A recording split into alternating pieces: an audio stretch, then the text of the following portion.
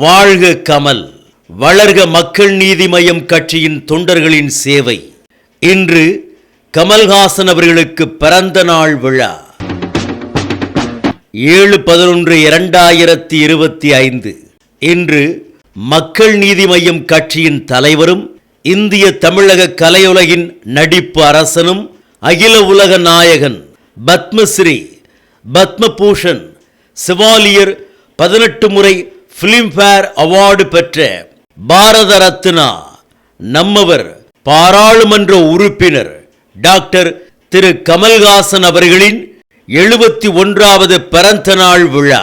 தன் ரசிகர் மன்றங்களின் மூலமாக பொதுமக்களுக்காக இரத்த தானம் செய்ய வைத்தவர். தன் கண் மற்றும் உடல் தானம் செய்தவர் திரு கமல் அவர்கள்.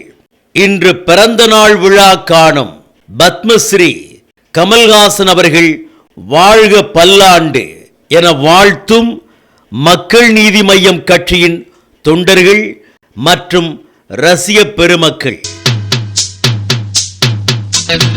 கமல்ஹாசன் அவர்களின் பிறந்த நாள் விழாவை முன்னிட்டு இன்று காந்தி சிலை முன்பு இனிப்பு வழங்க ஏற்பாடு செய்யப்பட்டுள்ளது.